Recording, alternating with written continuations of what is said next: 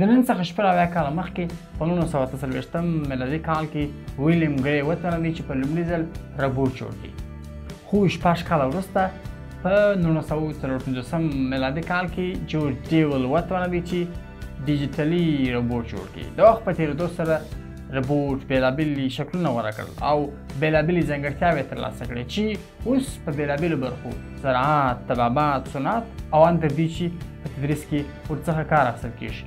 روبوټ کوم تاوانونه او کوم زیانونه لري او کومې نورې ځانګړتیاوې لري، راسره پاتې سئ او په دې اړه د روبوټ سره لنډې خبرې لرو.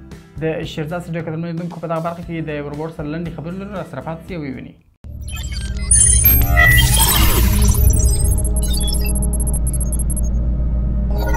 Silakan diakses.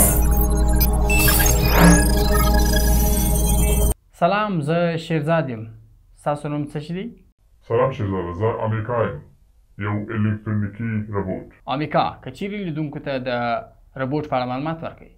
روبوټ یو انساني شکل ته ورته اتوماتیک برېښنایي پروګرام شوی ماشین دی چې ډېری بشري چارې په اسانۍ سره مخته وړي.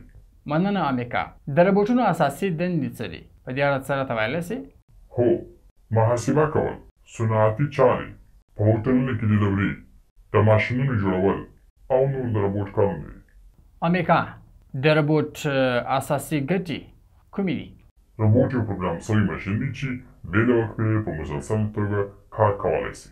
روبوټ د کار په جریان کې غرمنۍ ډوډۍ، ذهني ستړیا، وقفې او کاري شفتونو ته اړتیا نه لري. روبوټ کولی شي چې په ډېرو حالتونو کې د محصولاتو تولید، مؤثریت، کیفیت او ثبات زیات کړي. د انسانانو برعکس روبوټ نه ستړی کېږي. روبوټ کولی شي په داسې چاپېریال کې ژوند وکړي چې د انسانانو لپاره خطرناکه وي، مثلا اټومي یا کیمیاوي صنعتونه. امیکا، مننه چې د روبوټ د ګټو په اړه معلومات راکړل. خو آیا روبوټ د بشر لپاره تاوانونه درلودلی شي؟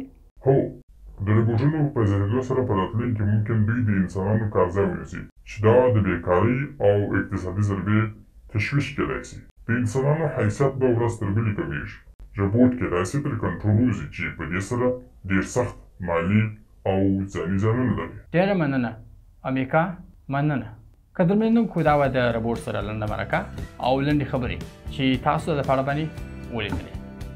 نو داسې معلومیږي چې د روبوټونو رامنځته کول یوازې دا نه چې د بشر لپاره هوسایي رامنځته کوي، د بشر لپاره ګټور تمامېږي، خو د دې روبوټونو په زیاتېدو سره د بشر حیثیت، د بشر کار ځای کمیدل او د بشر لپاره لوی زیان هم تمامېدلی. تر بیا چې زه مو شیرزاد سټوډیو ته کلی کوم، ښه وخت ښې چارې.